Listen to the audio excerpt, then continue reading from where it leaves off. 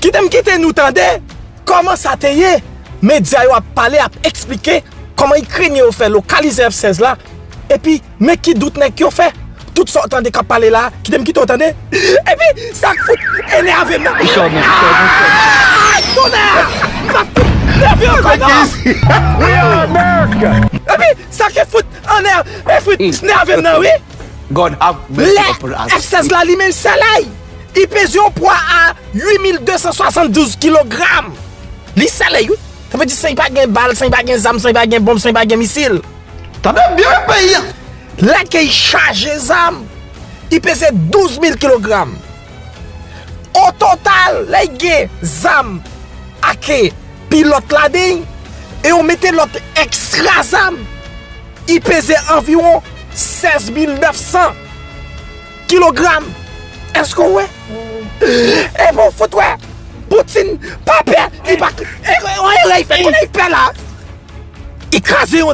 Non, pas il faut marcher pour. Comment la Russie, c'est pour foutre camper. Enfin, de foutre camper là, pour nous foutre marcher pour la Russie. Là, il gagne. N'a foutre craser MiG-31 yo. N'a foutre craser Su-30 yo. Ah, moi! C'est pour nous foutre tout les bonnes. Pour foutre M1, tant qu'Abraham ou craser yo. Et des chanteurs parler. Il faut exposer. Non, pas rouge. 9 mecs qui étaient passés. Aïe! Merci! Foot! Regardez! Ma foot tourner dans l'Occident! C'est foot! Relève! Pour ma foot faire des gars! Aïe! Tonnerre! Qui t'es nous tendez? Ma pas il faut organiser ça. Aïe! Tonnerre! Foot nerveux, oui! Nerveux! Foot! Nous sommes ta fête! T'as ton méchanceté, oui! Pour ça? Attendez! Est-ce que les Russes auraient trouvé en tout cas le moyen de toucher ces F-16? Est-ce qu'ils ont trouvé la faille chez les Ukrainiens pour les frapper? On se pose cette question après une communication russe, Laura, dans ce sens qui pourrait être due à une négligence ukrainienne. Vous allez tout nous raconter. Oui, l'information circule, Anne, activement sur les réseaux russes. Elle a été reprise par l'agence officielle TASS. Des F-16 ukrainiens auraient été ciblés par les Russes au sein de la base aérienne de Kolomia, ici dans cette oblast d'Ivano-Frankivsk, à l'ouest du pays. Voilà qui soulève une question. Comment ont-ils pu les localiser? La réponse se trouve peut-être dans cette vidéo. Vous allez voir, cette vidéo publiée le 25 août dernier par le commandant de l'armée de l'air ukrainienne que vous voyez ici. Elle est filmée durant une cérémonie d'hommage à un de ses pilotes, connu sous le nom de Juice, et mort il y a un an en héros. À cette occasion, il accueille sa mère sur une de ses bases et lui permet de monter dans un des F-16 que son fils rêvait tant de piloter. Mais c'est cette autre scène, vous allez voir, cette autre scène, précisément, tournée en plein air, en dehors du hangar, moins contrôlée, semble-t-il, moins travaillée, qui aurait permis aux Russes de localiser les avions. On y voit Mykola Oleshchuk, le chef de l'armée de l'air, serrer la maman dans ses bras, et à un moment en arrière-plan, regardez, apparaissent des bâtiments. Vous allez le revoir.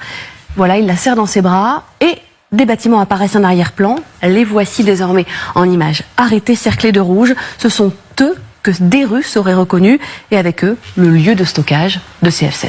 Merci beaucoup, Laura. Général Chovancy, visiblement, c'est une erreur de débutant. On reprochait aussi aux Russes parfois d'être sur des réseaux comme Tinder, de prendre des photos au début de la guerre, où justement on pouvait avoir des indications. Finalement, les Ukrainiens le font aussi. Il faut penser à tout, même dans ce genre de cérémonie où on le rappelle. D'ailleurs, ce Juice, c'était lui qui s'était battu énormément, grosse légende en Ukraine, qui s'était battu énormément pour faire venir ces F-16.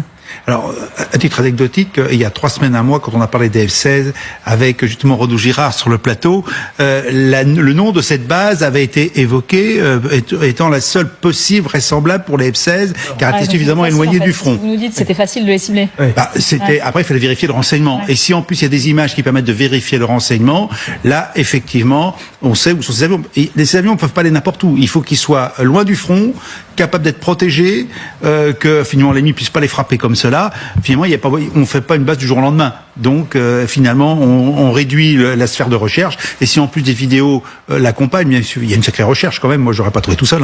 Voilà, donc c'est les experts du renseignement. Et là, on voit qu'effectivement, à la limite, si cette information est juste, ça veut dire aussi que les services de renseignement russes peuvent être efficaces quand ils le veulent. Général Norlin, merci d'être avec nous. On les protège comment, du coup, ces F-16, si tout le monde sait où ils sont et si on vérifie ça, image à l'appui, par les services de renseignement ou en fouillant ces images comme cette cérémonie en hommage à cette légende ukrainienne, comment on fait pour les protéger ? Écoutez, on fait tout pour que l'adversaire, c'est-à-dire les Russes, n'arrive pas à trouver... Bon, d'abord, la première chose, c'est l'endroit où ils stationnent. Donc, la première des choses que l'on fait, c'est ce qu'on appelle la dispersion. C'est-à-dire que on disperse les avions, ou on disperse sur plusieurs aérodromes, ou tout au moins, on les déplace le plus souvent possible, et de façon à ce que l'adversaire ne sache pas les localiser précisément de façon permanente. Donc il faut changer en permanence de position, de terrain. Alors évidemment, ça pose des problèmes parce que, comme l'a dit Gérald Chauvency, bon, il faut quand même des infrastructures qui permettent de décoller, de se poser, de les protéger, etc., etc. Donc le nombre de sites est quand même relativement limité. Sauf que je ne sais pas si les Ukrainiens ont développé, je crois qu'ils l'ont fait, les techniques d'utiliser des morceaux de route comme le font les Suédois de façon tout à fait courante, utiliser des morceaux de route, d'autoroute, pour permettre aux avions de se poser et de pouvoir les cacher dans sous des couverts, les forêts, etc., etc. Donc dispersion, camouflage. Voilà, ça c'est là pour tout ce qui concerne les installations au sol, le moment où les avions sont extrêmement vulnérables parce qu'ils sont quand même relativement regroupés. Et en plus, ils sont pas en vol, donc ils sont extrêmement vulnérables. Et il est évident que l'objectif des Russes, c'est d'abattre des F-16 le plus vite possible. Et je pense que le jour où, j'espère que ça n'arrivera pas, le premier F-16 sera abattu, mais ça risque. Bon, et ils vont en faire des communiqués de victoire extraordinaires. Donc voilà. Donc ensuite, il y a en l'air. Alors là, en l'air, c'est autre chose, parce que les Russes ont des dispositifs de défense aérienne, des systèmes qui sont très connus, et qui sont très efficaces, comme le S-300, le S-400, et dans lequel, pour un avion de chasse, il est très difficile de pénétrer dans le rayon d'action. Donc dans ces cas-là, ce qu'on utilise, c'est des systèmes électromagnétiques de brouillage, des systèmes de leurrage, etc., etc., de façon à ce que, en l'air et au sol, les avions soient le moins vulnérables possible. Merci infiniment Bernard Norlin d'avoir été avec nous. Général Chauvency, je vous ai vu acquiescer. C'est vrai que ça nécessite toute une infrastructure et qu'on essaye un peu de trouver le système D, ces systèmes d'autoroute dont il nous parlait ou de route. Magali, justement, ce qu'on se dit là, si jamais les Ukrainiens venaient à confirmer ce que nous disent les Russes, à savoir, mais ils le feront peut-être pas parce que là justement, ils n'auront peut-être pas ces images d'avions F-16 abattus au sol. Ça, les Américains, justement, ça pourrait le dire. Bah voilà. Ils sont même pas en vol, vos avions, ils sont déjà perturbés par ce système russe et votre négligence. Bon, il est certain qu'aux États-Unis, ceux qui sont contre la livraison de matériel à l'Ukraine vont exploiter évidemment cette information si elle se confirme. Après, à partir du moment où les Occidentaux livrent du matériel à l'Ukraine, ils savent très bien qu'il y a un risque que ces avions se fassent taper.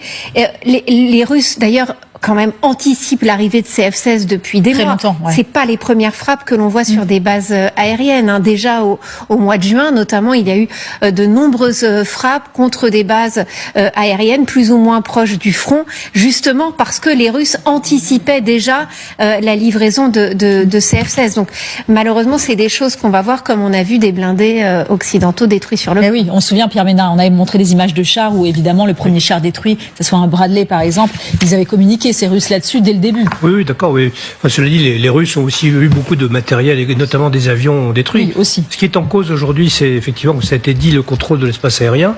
Et on voit que globalement, si on voit par rapport aux positions qui avaient été exprimées au début du conflit, donc il n'était pas question de livrer des avions.